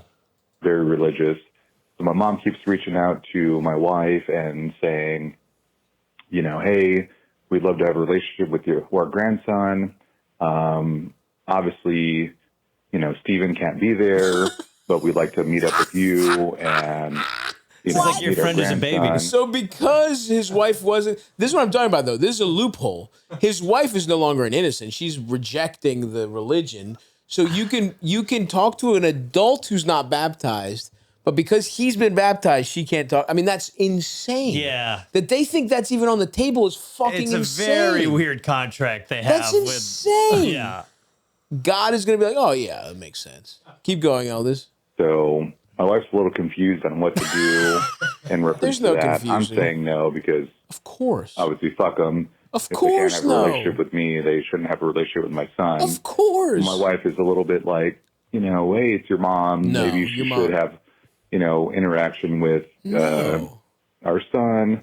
But I obviously respect you as well. So just need a little bit of advice. Dude, that's insane that your wife in is not. relationship to, or in relation to this situation. So I mean, decided to reach out to. it runs in the. Your whole life has been being gaslit by the women in your life. And clearly, like, you went from your mom to your wife. you're into Like, that. what the fuck is this bullshit? How is your wife not like, obviously not. You can't see my son if his father's not there. The fact that your wife is entertaining this is actually fucking crazy. That is a, I mean, you That's don't want to get into that too crazy much, to but me. that is a fucking red flag. That's insane. And now maybe it comes from a place of like really valuing the relationship with the kid's grandmother, but it's like clearly they have some fucked up. Like when I first heard this, when he first started, I thought like, oh, I thought the problem would be like, can I get over how they used to treat me now that they want to be in my life with my kid? Yeah, but it's But it's like, no, we want to keep shunning you? 'Cause he But was we want you- baptized. But ooh, look at the baby. Yeah. Like, oh, but now there's something good for me, so I want to look at the baby. Like, fuck them. I would secretly baptize the wife, and then she's out of the equation. She can't be a part of it, and maybe the kid, and then they both are rejecting the Baptize religion. everyone. Yeah. But no, dude, obviously this is fucking insane. No, you can't do that. Yeah. You cannot, I mean... You should have some you should be like, they're about to meet them, and you should be with a sniper with holy a water. balloon of holy water above them. Yeah. Yeah. Boom. No. Yeah. A priest in a hot air balloon with a fuck with a bullhorn. You are in the bottom. I'm in the bottom. Your mom takes the holy water balloon. Yeah, dude. I mean, your wife's a fucking idiot for even. I mean, look, whatever. Maybe she's coming from a place of Well, she's probably. I mean, I don't know. There's probably a lot of confusion in that you want to have like your child to have a relationship with the family. So but I would say she thinks she can soften her up. And well, bring she her doesn't know the LDS, but obviously, yeah. I mean, I completely agree. I think you got to be like, no, just fucking yeah. First of all, if I have to be there, and by the way, you have to apologize for how you treated me when I left the church. Yeah. And if those are non-starters, then you don't get a fucking relationship with my kid. That's insane. You're not going to disrespect me. I also think you probably don't want to have that kind of weird influence on your young child of like anything like this being even entering the headspace of a little kid. Totally. You don't want to be like I mean, look, trust me, my brother was raised to believe that my mother was his sister. You know, these are delicate years. Yeah. You don't get them back. But no, I think you probably don't want to be putting your son in that position anyway. And I do think you might want to say to your wife, like, you know, this is a decision that I'm going to make because this is my mother and it's pretty fucked up. Yeah, So of course. I'm out. Of course. And then titty fuck her. Yeah. Yeah. It's a feel good. Hey, Stav. Hey, Eldest. What's up, guest? So I have a little bit of an issue with this new girl that I'm seeing. It feels weird even saying that it's an issue. So when we first started talking, so I've been single for like a year, and I just kind of started getting back out there, like dating around on the apps and whatever. And so I met this girl, and she used to be a dancer, but now, she's like a single mom now, and she's really cool. She's really smart and funny. But she told me pretty early on that in a lot of her last relationships, like the guys that she would date would say that she likes sex too much, or she wants too much sex. And my initial thought was like, what fucking guy would say that a girl wants sex too much? That sounds like a fucking dream. And then we started having sex, and at first I could keep up. It was like five to six times a night. And I mean, I wasn't busting every time, but, Oh, well, that doesn't count. Yeah, but that hasn't slowed down, and it's been like 4 weeks now. To the point where I'm like, This man is I'm emaciated. shaking, like my shit hurts. Sick. Yeah. She consistently makes me late for work because I'll try to get up an hour before work, I mean, she and has she just won't. psychological She keeps trying to suck my dick and fuck me, and I'll be like, all right, and I'll get like one sock on, and then she'll start sucking my dick again, which I'm not gonna be like no, but then I'll be like 15 minutes late for work. Because she was fucking me. So I mean, this is like my first legitimate encounter with a nymphomaniac, I think. And she told me before that even in a long relationship, like that doesn't really slow down for her. She just has like a constant there's need something for wrong sex. with Like her. that's how she expresses like affection or problem. like love or There's whatever. other ways to do that. And it's cool, man. How about I make you a nice cup of like coffee? sex, dude. Sex is dope, but that's It's a lot. too much. It's We a like to fucking fuck lot. around here too, but Yeah, I'd appreciate any advice you guys have. Thank you so much. Ugh. Peace. Well, you can't. I mean, look, you can fill the hole between her legs, but not the one inside of her heart. yeah, no amount of jizz is filling that hole. Yeah, I mean, imagine it like the chafe. Like you can't fuck through the chafe. Then No, what are you doing? I mean, this is insane. I bet the fact that she's a dancer probably makes you want to keep up with her, so that you feel like at work there's no libido left or something. She like, used to be. I She's don't a think she's not former anymore. dancer. Yeah. I mean, you gotta say something, or get sponsored by Gatorade. Damn, she used to be. I bet you a couple guys were pretty stoked when she was working, when they caught her on a shift. You know what I mean? I think It's there's like- probably some pretty cool stuff. Only $10 for that. Alrighty. Yeah, dude. I mean, this is a problem. It is funny. He's like, I feel dumb even saying it's a problem. It's a fucking problem. It's Yeah. crazy. She has a she has an issue. She has a psychological issue. And yes, you hit it kind of on the head where it's like that's how she expresses affection or like love, whatever. It's like that's not normal. Sex is definitely a part of it, of showing affection, of showing love, but it's like she needs to work on the other ones. You know what? Another thing that's like, did you show you affection to your partner is like not fucking their life up with your needs. Even if your needs happen to be sucking them off. Yeah. It's crazy to say that, but it's like, if you're with anyone and what they want supersedes what makes your life better, even when it's something cool like fucking, that's bad. I can't believe I have to explain this What do you to say, 4 to 5 times a night? Even a day that's insanity. A night. That's insanity. I mean, look, that's one cool, awesome. That's like you have like one awesome day a year where you don't do anything else but fuck. Black Friday. You know, on Black Friday. Back when we were a country, you'd fuck your wife 4 times. You'd be full of turkey. Pumpkin pie. Yeah, just slow, ineffectual fucks. Yeah. But 4 times in between watching Saving Private Ryan on TMC. Or TCM, Turner Classic Movies with commercials. Yeah, with the ads, that's You're important. in the ads when you would fuck. Yeah. You're watching a classic that's when you look like at that. her. Yeah. During the ads, that's even, all right, let's have a look at this. Let's see what's going on over here. That's when you do it. But yeah, you have to have a conversation. And like, look, it basically amounts to who is this person to you really? Like, is this a cool... You're dating her for a little bit, you fuck her a bunch, and then you're like, all right, this is obviously going to work. Or is this someone that you want a future with? Because if it is, you have to be like, hey, this is a problem that you have to solve. Also, it's going to be a very good barometer for like, how do you guys work through an issue? Yeah. Because this is like, you can't the reason why he's fucking leaving a message is because it's not sustainable. Yeah, so, this is you not got sustainable. to just be like, look, it's not possible. I think with someone, I bet you when she starts this off by being like, other dudes couldn't keep up, you probably are like, well, fucking, I can fuck through that. Yeah. Until your penis looks like a newborn gerbil. But it's a great test to see if you do want to be in this, because if she's like, that's your problem, then, it's not fucking good communication. Even her like framing it as like, yeah, guys in the past have told me it's too, her not having any self-awareness that maybe you're literally the problem. Yeah. If every one of your relationships ended because you fucked too much, Yeah. do you understand how much fucking that has to be? That's insane. So she has to, it actually, like that, what I'm saying is that makes me a little skeptical of her, like being able to really face it. Like she's basically, there's a denial. She's framed it as it's been a problem. The other people haven't been able to keep up. And that's not what's going on here. Yeah, right. You have a fucked up, she's addicted to something. It happens to be having sex, but There's a this is the reason. same as any other addiction, really. Yeah. She's got, it's good that it's with you, I guess, but it's like still. This is also like too much by honeymoon period standards. Like they've only been dating 4 weeks.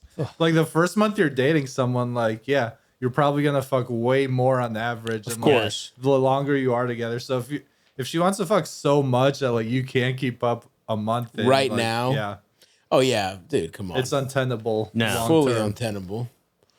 But No, you got to bring it up. You got to either solve this. The or idea, move on. you actually physically have no other alternative. Yeah, This will not sustain. I mean, you know what I mean? This is He's like, I got fired. She goes for his belt buckle. Yeah. Oh, really? That you know, sucks. you need a sock for your cock, and that's the first one you put on. What you need is this chastity belt. Yes. You need like no. We shut it down for You're the day. gonna ask me about my day first. Yeah, we're gonna have spaghetti. We're gonna have- We're just sitting there in a chastity belt. So what else? How was your day? Do all your chores and then you get dick. She's like, The keys under the bench. There you go. Careful. oh damn, hilarious. Hey, Stav. So I got a girlfriend, love her to death, adore her. She's a lot of my life, but she hates one of my friends. Good friend of mine, known him for almost a decade at this point. He's been there for me, but she hates him. She hates him for a variety of reasons. He's a big MAGA dude. You know, when we lived together, he was a slob. XYZ. He's a prison guard. He gets women a lot. She's left a bad taste What was the in one my after lady's prison guard? mouth. He said jokes about beating women a lot. I mean, so far, you know, he's she's a good guy. pretty fucking right, dude. Anyway, let's keep going. He's a big MAGA dude. You know, when we lived together, he was a slob. XYZ. He's a prison guard and jokes about eating women a lot. He's left a bad taste in my lady's mouth. Pause. But the real inciting incident is a chicken dip incident. She made a beautiful homemade, several hour long buffalo chicken dip, phenomenal for a poker night that we had. And, you know, we're going to use the leftovers to make our buffalo chicken dip. This guy, he comes to poker night, he hangs out, doesn't really talk to anybody, chills. And later that evening, at 3 a.m. when he's getting ready to go to work, he just devours all of the chicken dip that's left over and makes a huge mess in the kitchen and then vominoses. Vomits? No apology, no nothing. Vominoses. But it's funny. It's a funny story, but I want to figure out It's not funny. It's not funny at all, dude. That's funny when you're like 12. And they're all clear that when you make something for poker night, you can't expect leftovers, even at the end of poker night. You know, things happen, things change. I like this. Help me fix my broken home, Stavvy. I got a bad news, buddy. I mean, there's. And this dude is. Now, look, I kind of see what they're saying.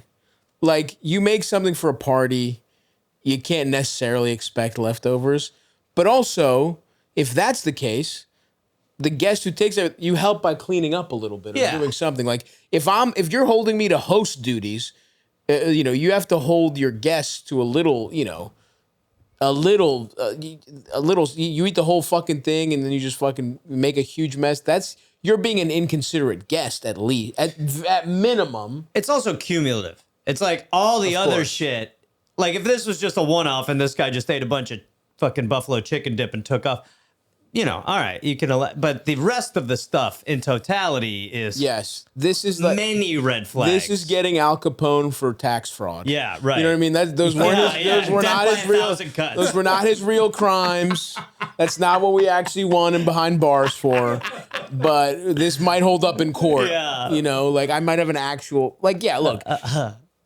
I don't know this guy, and certainly I have friends that I don't agree with politically. Yeah. But all I've heard is negative. What's the worst thing on that list, in your opinion, of those things that she? I think if your friend jokes about women, that's what I think. That's insane. That's his go-to joke. Yes, because he does. A guy who is a prison guard who doesn't care about other people, who's a slob, who's shown himself to be like inconsiderate. I think he probably is actually. I do too, and I also think, why the fuck is he doing that material in front of her? Like, totally. At least you can't read the room. That. Yeah, I'm not saying it's like great to be around it as a guy. No, but it's also your girlfriend to be like, he doesn't. You add an extra layer of that being an annoying joke. It is also that position that he's in is so fucking stressful because that honestly, what I would do is I would talk to your friend and I would be like, look, I want you to be friends with my girlfriend. You are. This guy sucks. He's going to be like, you're a fucking pussy. Well, then it's over. Then you just go, whatever. I mean. But that is the truth. I would side. You side with her. I mean, she's right. Well, that's the thing, though. This is a fork in the road moment, unfortunately, because, look, it's one thing to have, like, if your partner doesn't love one of your friends, that's tough. Sometimes that can be understandable, and sometimes there is an agree to disagree type thing here. But if, like, well, like you got what kind of guy? Like, it's even you being like it's funny. It's like the thing is, look, did he do anything technically wrong? But clearly, this is not a person who cares about others. He clearly is a self-centered person. Like, it's kind of crazy to just eat a bunch of shit like at the last minute of a party, to just like I don't know, clean it like a whole. It's also a dip. It's like you eat it in one sitting. That's fucking weird. It's a weird 3 a.m. It's weird, and it's like. By the way, that next day at work for him was pretty tough. As a prison guard. He's got buffalo chicken shits. I know. Also, he's a fucking prison guard. That's what I mean. Like that's not the best like, environment. listen, I can deal with one of all of these things, like MAGA Right. guy, whatever. I have friends who are MAGA guys, like make a guy who makes jokes, fucked up jokes in a vacuum that you know he doesn't mean them. Yep. I can, obviously half my friends are like that. Someone who's a slob, I'm a fucking slob. You know what I mean? Prison guard, that one's maybe the toughest one in a vacuum, but it's like even that, it's like I have friends who are cops, whatever. Yeah. You know what I mean? Like if the rest of them makes up for one thing that I don't typically look for in a friend, Yep. that's fine, right? But this guy has all this stuff that to me, is he like doing it to piss your girlfriend off? Is he like Testing Is he fucking with her? Is he being a dickhead? If he is, then that's a problem, and you have to think about maybe is this the kind of, do you care about how serious is this relationship?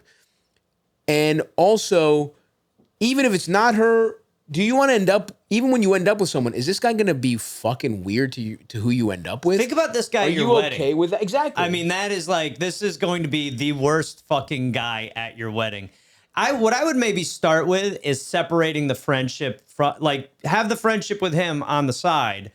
Don't bring him into your relationship with her, and then see if that you parlay that into a conversation. But he's in the wrong for most of this shit. So I feel like with a lot of this shit, it's like when we get calls like this, it's like, oh, I'm kind of growing apart with one friend, or well, I went out with my friend. He tried to fight a bouncer and then threw up in the Uber back and blah, Right. blah, blah.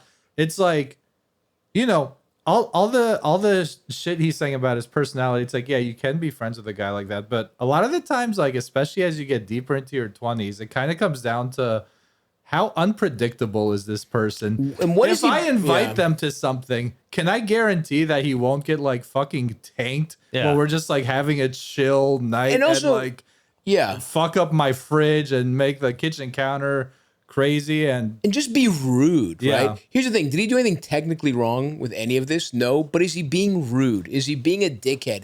What is he adding to your life, right? Yeah. Really, you should have this thought Yeah, to right. yourself. What is this person adding to my life? What do I add to his? What's the like, and not that everything should be transactional, but at some point you have to think like, because I've been in a relationship when you're younger, you have friendships where it's like someone is essentially a leech on you, or they treat you bad, or Yeah. they treat you like shit, and you're like, well, this is my boy, whatever.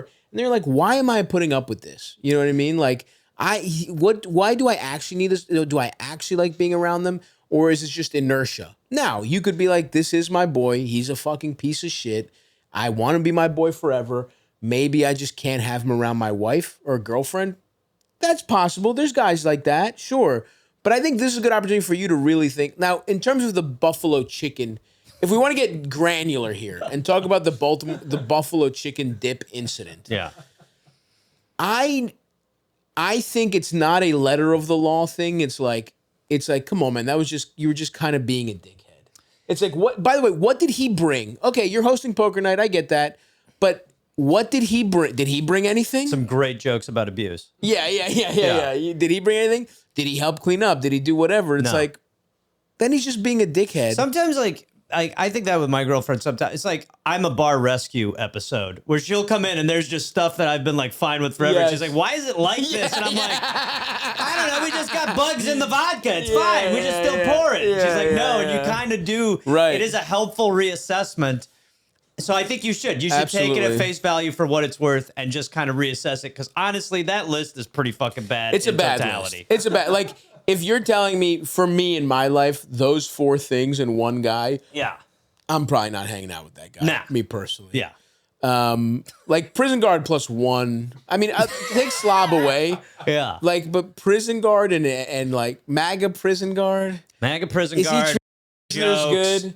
MAGA wife jokes. Is he actually his wife? You know what I mean? Like, slob. Listen, hey, we're all slobs. The chicken dip is maybe the least offensive one in a way. Yeah, but- I mean, look, he was just kind of being boorish. Yeah. And that's the best you can hope for a guy. Yeah, like right. this. Yeah, It's like, right. Yeah. Yeah, it's kind of shitty, but Yeah. yes, I actually, you don't say like, hey, I was planning on eating the thing I put out for my guests. This is one of those Yeah. things where it's like she just hates him. Yep. And so this pissed her off because it was kind of rude. But if like one of her friends did this, but it's also like, she just hates him, and that's really not a big whatever. Well, that could be it's your other weird. move. He's being a dickhead, but it's not horrible. Your other move could just be start hating one of her friends a lot. Show her, just yeah. kinda, Eye for an eye. Eye for an eye it. Go at one of her friends. Yeah. Go at One of her Stacy for a minute. libtard Yeah, go after the friends. libtard. Oh, I bet you want to turn my fucking nephew trans, bitch. Yeah. They're using litter boxes in We're schools. gonna deport. My friend is gonna deport your fucking your friend. He's signing up for ICE. He's doing some double. I mean, this is the kind of guy who would be pumped to join ICE. Yeah, Dean Cain energy. Yeah, fuck. I mean, whatever. It's hard for me not to say fuck this guy, but I will stop short of saying that. Do I think I would like this person? Absolutely not. Yeah. But whatever. This is a chance for you to take stock. And I agree. That's so funny. A girlfriend being like being John Taffer. Totally. It's like, What are you doing? What is going on? Why are you here? hanging out with a prison guard who makes all these abuse jokes? He's eating chicken dip. You're gonna get someone killed. What are you doing? Fuck, dude.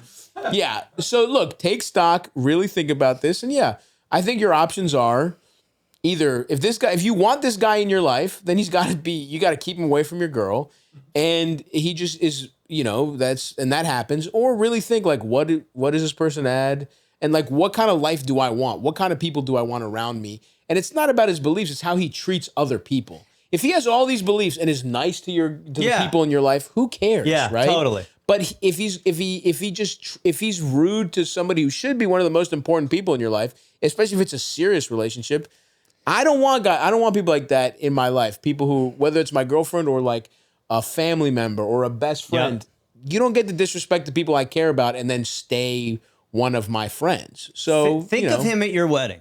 Without unchecked, think real. of him at your wedding. Yeah. This is a wedding ruiner for her. Oh, he's not coming to the. There's no way. And then so then confront it now. Yeah, Get it out that's of a the good way point. now. That's a good point. Yeah. Because I do think at a wedding, people are allowed vetoes. Yeah. You know what I mean? This guy's a big veto. Yeah. Once you get married, you're like, all right, you're my family.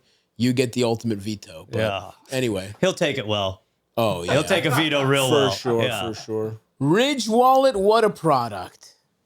We're talking premium materials, aluminum, titanium, carbon fiber, slim modern design, up to 12 cards plus some cash. Eldest, you're still a Luddite. You haven't seen the light of Ridge Wallet. We got to get you a Ridge, brother.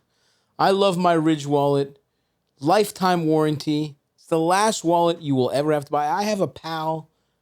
You might know him. His name's Nick. He's had a Ridge Wallet for almost 10 years now. He loves it. I have a buddy. He's switched out a couple times. Doesn't have to pay for it. The guy's got a little cash, but if he wanted to, he could call in a lifetime warranty for a new one if ever it failed. Don't just take our word for it. There's over 100,000 5-star reviews. Now, I haven't dabbled with this yet, but I need to because I'm a very forgetful guy.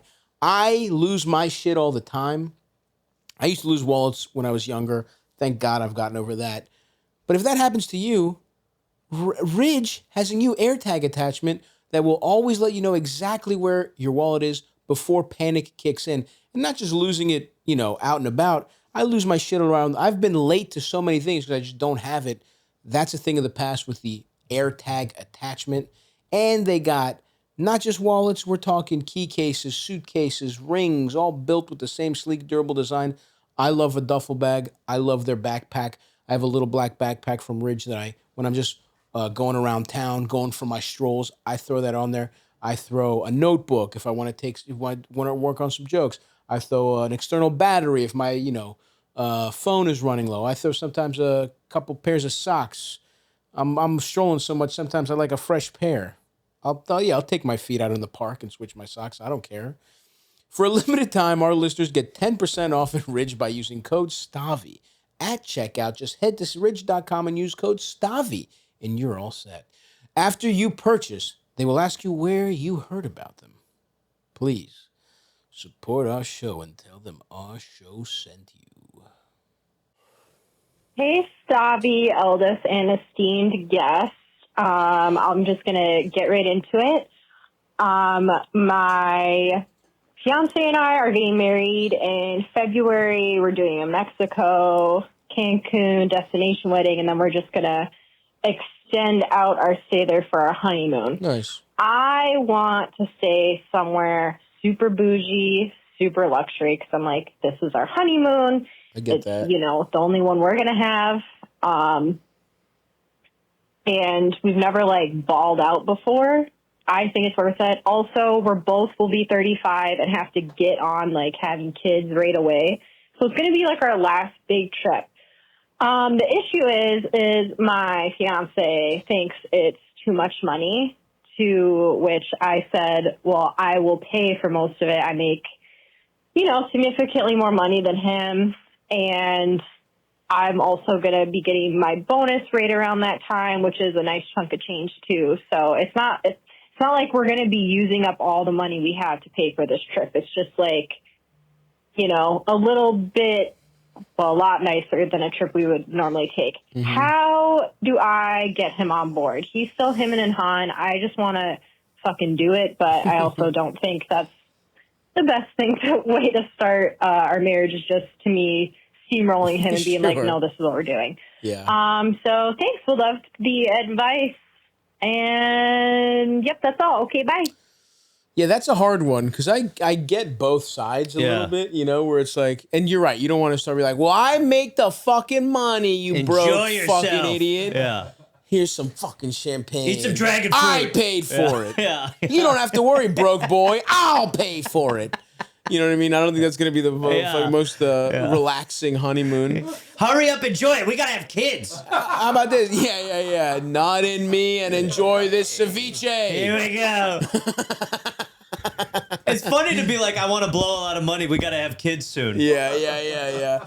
But I mean, I kind of get where she's coming from, because it's like, you know, like, you want it to be a big deal. You want it to be nice. You want to, if there's moments in your life to kind of, I understand splurging on the honeymoon so much more than I understand splurging on a wedding. Completely like, agree. The honeymoon is like, if you're wedding gonna, is the craziest way to start your, like, that's debt. Yeah, that's insane. But like, going on a night, like taking a really luxurious trip, you might never in your life, you know, have the kind of disposable income and time to be able to take this level of trip. I agree with you. I think though, and you know, I would have, now I have money, but even when I wasn't, I definitely would, like, there were important things I would just splurge on, because that's what life is about. Yeah. It's enjoying these fucking moments. You don't want to have a 50% shittier time at one of the most important moments of your life, so that you, like, what, can afford a little bit faster internet. Like, whatever utility, you're paying utilities with this money. You know what I mean? Like, oh yeah, we could have a life-changing trip, but hey, we paid for 14 months of Fios instead. It's like, I don't know. Yeah, I also wonder if you can maybe, like, loop, but could you not just put on your registry that this is part of what you want, and then they're already going destination wedding though. Like, you don't have a registry for those? I just think, like, sometimes. I mean, believe me, I wouldn't go. It's a pain in the ass. That's what I'm saying. Is like when you do destination, it's almost like you're like, hey, just get there. All right, so I feel like that happens a lot. I've got an evil pitch on what you hit me with it. She could pretend that someone gave her the money, and then she just uses her money and doesn't tell him. Ooh, make Start up with a lie. Uncle Adley. You remember my old Uncle Adley? I don't think I've heard of him before. Uncle Adley? The millionaire? I spent a night in his house to get his inheritance after he passed. Wow, my part of Uncle Adley's inheritance just came in. He's sending Wouldn't you know it? It's exactly what the resort costs. There's a waterfall in the room. Uncle Adley. Lay the foundation now about Uncle Adley, too. Yeah. Start breadcrumbing Uncle Adley. I don't know if Uncle Adley's going to be able to make it. He's not feeling well. He's on dialysis. Oh, no. He's my favorite. Start Uncle photoshopping yourself. Yeah. Start photoshopping yourself as a child with Uncle Adley. Yeah. It could be the Julia Louis-Dreyfus relative. He looks Adley. Yeah. He start crying like, Uncle Adley died. And then 3 days later be like, you're never going to believe it. He left us $25,000. But okay, you're right. You don't want to steamroll, but it's just very important to you. And to him, this is important because he's probably like, you know, he's just money conscious, whatever. So I think the compromise here is like, you got to pinch pennies somewhere else to make your fiance husband feel better about this. Clearly, it's purely about. It's not like he doesn't want to have an awesome time with you. Yeah, maybe he's just that's- nervous about money. That might be a good way into it, is to sort of present it in a way where you're offering like a swap of savings in some capacity that makes him feel like you're not just dipping into savings, but you're kind of countering it with some actual cuts. It's a hard one too, because it's like, I mean, it is. It's like the time you want to celebrate, you're getting pushback. You don't want to be fucking arguing over how good of a this is time you want really to have. hard. This is really fucking hard. I think she should think of it as like steamrolling, but like just like persuasive. Because even what you guys are saying, it's like that is an optics thing. She's like, yeah, we'll get this, but we'll, only spend $300 on groceries this month or something, or just like moving theoretical money around. It's like, I think you can steamroll him a little. Put on that little. We're coming back to Uncle Adley again, which really. But what if ages well? Yeah, I know what you're saying. What I mean by steamroll is just be like, this is really important to me. I really want to pay for this. I think we could have an awesome honeymoon. We'll figure out the money later or whatever you want to say. But I think all it takes is like just sitting him down and saying that, and saying it's really important to me. But what if he's like, it's really important to me to not start off our marriage financially in a hole? What if they're in a stalemate? You know what I mean? Yeah. Like, could you maybe just like do half and half and like, lower it for half of it, and the second half is a little more luxurious, and so you're not spending the whole, you're not spending all of it. You're spending half of what you were but compromise. Yeah, I mean, I do think compromise is sort of some kind of compromise here is the answer. I mean, it's hard because it's just like, you really want this. Yeah. I mean, I guess you could try what Elder's saying and be like, hey, this is really important to me. Could we do it? And then if he hits you back with that, it's like, well, then can we compromise somewhere? Like, try Eldis's thing. Yeah. And if you're met with resistance, say, well, then let's find something that makes us both happy. Can we cut some costs? Can we stay, like you said, maybe one day at a cheaper part of town and another, like, can we just cut it a little bit? Is there a dollar amount that would make you comfortable if we cut it? Take him to a dangerous part of town and be like, this is your choice. And then go to the resort right after. Yeah, for real. But no, I think that's true. I think even if you offer up some kind of compromise, that'll probably at least help grease the wheels a little bit. That's a tough one, though. And maybe even be like, all right, I guess I'll take some extra shifts. It's also tough because it's like I wouldn't. I'd be like, fucking great, you pay for it. But there are men who would be like, no, we can't afford it. It's like, if someone's paying for it, I'd be in. But you can also understand the fragility of being a male, being like, she's paying for it. That potentially could be playing into it. I mean, I also think like, when we don't know if this guy's like this at all, but it's like, if you're feeling financially cucked by your wife to begin with, and then it's like, oh, don't be silly, little boy, I can afford it. You know what I mean? Like, he feels like that's my fetish. I know, it's all. I mean, I don't understand this at all. Yeah, obviously. Don't get me wrong. I think this guy's a fucking idiot, but I could see, I think I could see somebody having that. It's an emotional reaction to feeling emasculated, and here he has control in that you have to make the decision together. Yeah.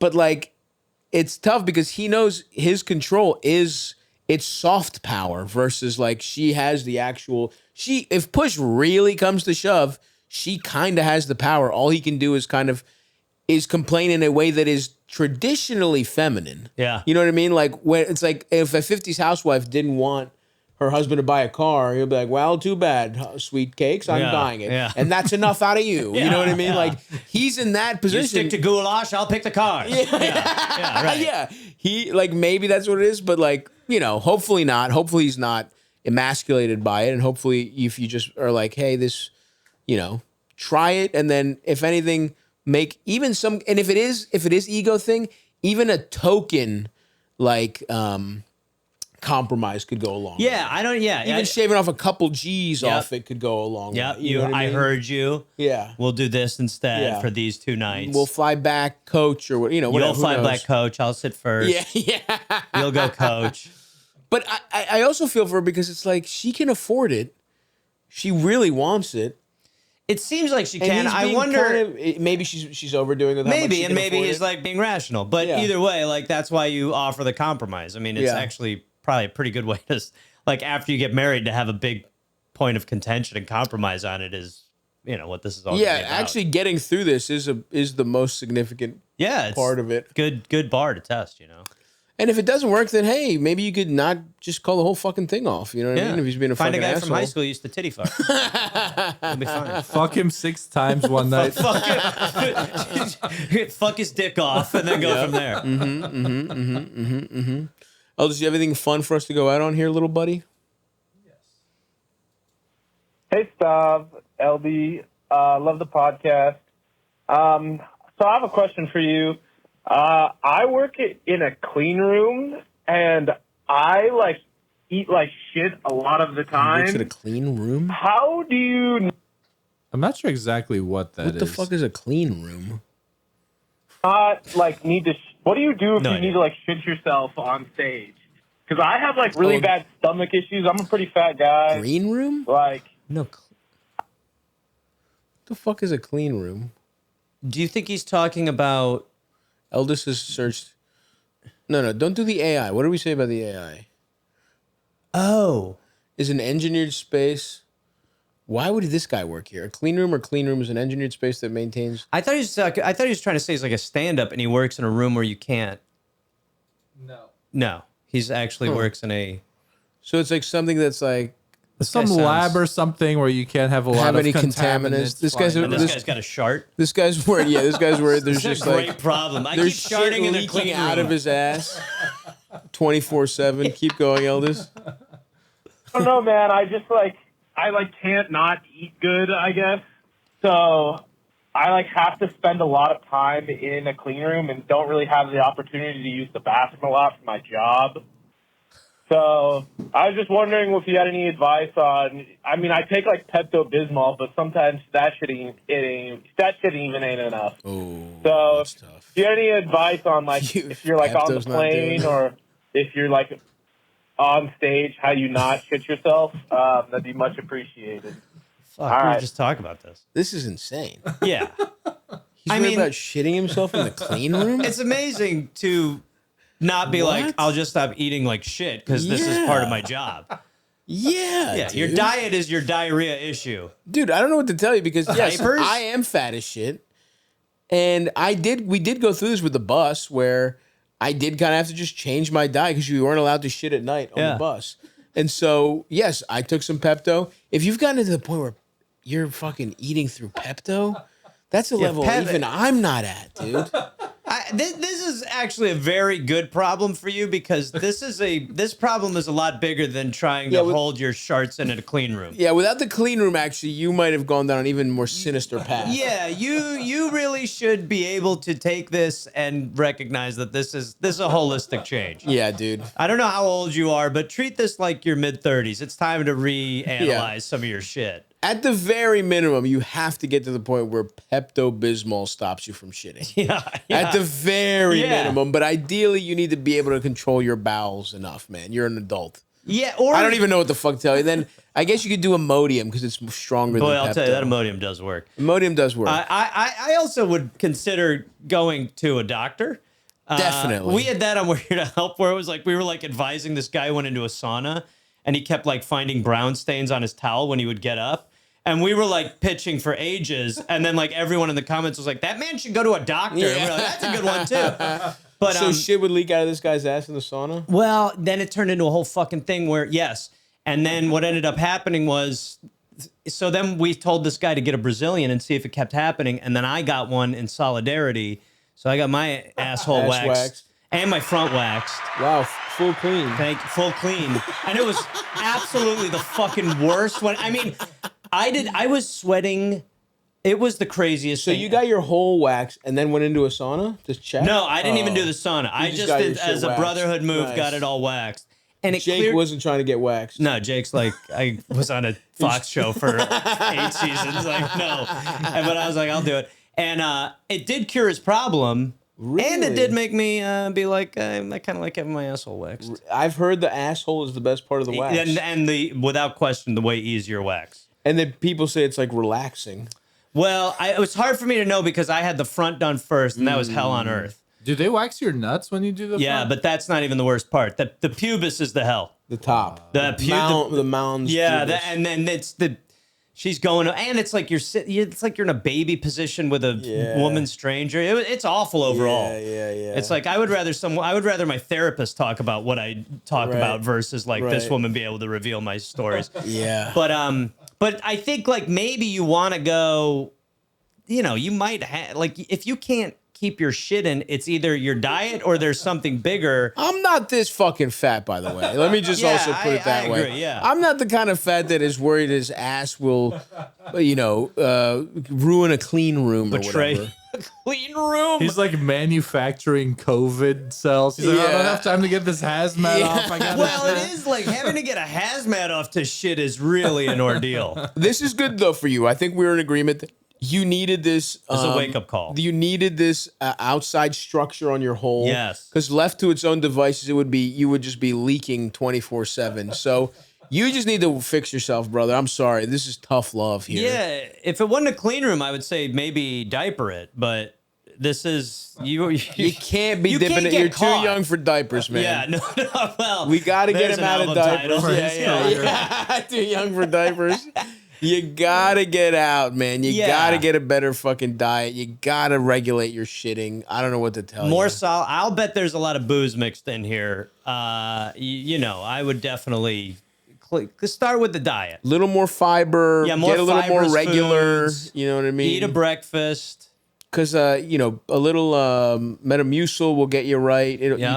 Now listen, I have never had to shit more than when the Metamucil shit comes calling. It's coming. I've heard out. they're exceptional. There's no stopping it. Yeah, but it comes out a nice log, and it clears you out. It's good stuff. So that's actually a good thing too. It sounds like this is diarrhea. I mean, this is definitely diarrhea. Has to be. You do want to solid it up. Metamucil is probably a good Start call. with Metamucil. Get yourself on a schedule. You need to get on a shit schedule. That's really what it's about. Yeah. You need to learn how certain foods affect your body.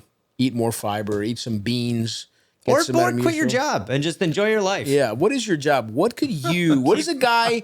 Because a clean room, I think, is like a lab. Yeah, or I'm like thinking of a lab It's like or something. It's something where like so great. Something so dialed in that a particle of dust will ruin it. It's like where Tom Cruise lands in the first Mission Impossible and can't touch the ground. Exactly. Important equipment. And this guy's in there with his butt cheeks clenched so with hard. like $10 million equipment that they can't get a speck of dirt on. Yeah, and this guy's just like, I'm going to fucking die. Like, what are you doing in that clean room? Can we also talk about how great his shit is after work? That must just be the greatest. Must feel awesome. It's better than sex. When he's like, oh. Ass jizzing. Oh. It's just the ass running, going dude. on. Running. He's fucking dropping his pants. His coworkers want to like chat a little after. No, I gotta go. Just jiggling his jeans outside. So as far as Sunday goes, where do you want to meet up? I have a call. Well, let's just logistically get this figured out. I can't. Well, dude, give me a second. My mother's calling me. All right. Oh. It didn't look like there's anything on his screen. Oh my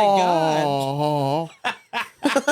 That first one, dude. That first unclench. Well, you know what it reminds me of? Oh, good Lord. When you first start sleeping with someone and like the first like 3 or 4 dates where you spend the overnight and then you're about to become a piece of actual shit by the time you like get out and you stop by a grocery store. Yeah. And you run in and you just shit your brains out. And you're like, that purge is better than anything. Oh, yeah. Fuck a cleanse. That is just the greatest moment ever. Totally. Running up to the front being like, what's the door code? Let me walk through the back. I'll buy gum. Here's $4. I'll buy gum. I know I'm in the employee lockers. What's the door code? I'm fucking a hot woman. She can't know what comes out of my ass. I fucking she clean can't room. know. It's too early to show her this part of myself. She'll leave if she learns I'm a monster, you fools. Slapping someone who's just on a forklift. You idiots! Open one of those boxes!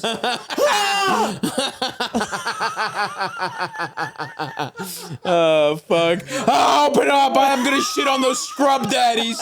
I'm going to shit on 48 scrub daddies. Oh, they'll soak it up like mushrooms on an oil spill. You fools. Oh, fuck. There you go, man. I don't think we could be any clearer than that. Yeah, I think it's pretty obvious what to do. Good luck, man. Get your hole in order. Honestly. Gareth, thank you, brother. Thanks for fucking coming. Thank you, Stavros. This was awesome. I appreciate it. Everybody, check out the freaking pods. Yeah. We're here to help. Yeah. Next we have is the new one. Go to my YouTube, which is Gareth Reynolds TV, and then I still have the Dollop. That's the Dollop, of course. Check the Dollop out. Biggest podcast around. But you're still chugging, baby. But he got still more history to figure out, or oh yeah, it becomes more applicable to today. Yeah. We started the show and we were like, man, what a bunch of wackadoodle idiot. And now we're like, yeah, I know, of course, yeah. As whites are prone to do. Yeah. Teapot Dome, you're probably talking about that quite a bit. Oh, yeah. Dude, a lot of Ulysses S. Grant era type shit. No, there's so much shit what we're talking about and be like, yeah, it seems like maybe 2-3 years from now we'll be back to that shit. Absolutely. That's honestly kind of being a history guy when I was younger does make me feel a little bit, because I remember reading it and being like, can you imagine this stuff happening now? Oh, dude. And I'm like, you know what? It happened then. Little rise of fascism's happening now. We'll get through it. Like, there's no more. It's not happening. No, we're in the middle of it. No, and it's like we'll get through it. I mean, like, I remember when you heard that they put Japanese people in concentration camps in America, and you're like, Jesus Christ, how could that ever happen? You're like, okay, George Takei got to make movies afterwards. There's going to be a bunch of like Mexican children that will be talking about what an atrocity this was. When you're like, those Japanese internment camps sound pretty nice, honestly. Not alligators surrounding them at least. I know, man. It's so fucked. No, but, completely fucked. We're all fucked, so just take a night. Just America's have some Metamucil. trying not to shit in a clean room. Yeah, exactly. Right. Yeah. Get some night. Yeah. Let's firm up America's shit with some... was the Metamucil of caring about your community and resisting fascism where you can, supporting those you love and supporting spreading those it you love. your community.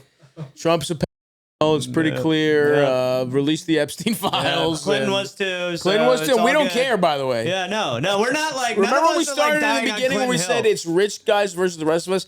They are the ones who fuck kids. Yes. The rich of all stripes fuck kids. We're ready to take down any of those fucking guys you think are millionaire. I'm starting a coalition of non-millionaires, single millionaires, not in the tens, just a low-digit millionaire that doesn't kids. We're starting a coalition of them. Yeah. We're gonna take this country back. We're the most relatable political party of the last 100 years. Yeah, we're a little richer than you, we're the non-kid millionaires. If push came to shove, $1 million is not what it used to be. Yeah. You hear the term a millionaire, you think he lives in a big ivory tower. Not what it is. Okay, maybe he's got his whole family living off him, and when you really think about it, he doesn't have that much spending power. A lot of stuff going on here, and we don't kids. Most importantly, we don't care if you release the Epstein files. We want them released, in fact. It's a disqualifier in our party. You are not allowed. All right, one kid. No. You're right, absolutely. No kids. No kids. None. That's a beautiful political stance. Yeah, we're gonna grow that. We're gonna grow that movement. We don't kids, and it's so popular. We're what we call populists. Yeah, we don't kids. That's the thing you could aspire to be. You're never gonna be a billionaire, but you might be a non-pet. How cool would that be? $1 millionaire. You might have $1 million and not kids. I think you can do that, folks. We need a strong social safety net to have that to happen. I'm from South Carolina, raised by a farmer who didn't fuck any children. My mother wasn't a pedophile either. I'm a regular guy like you. I bought Bitcoin as kind of a joke. Turns out it's worth exactly $1,100,000, and I don't kids. I have no interest. And it's not like I'm sitting on the appeal or something. I have no attraction. I'm not even close to the fence. I like a mature woman, as a matter of fact. I'm bisexual for adults. Oh, fuck. All right. That's going to do it for us, folks. See you next time. Bye-bye.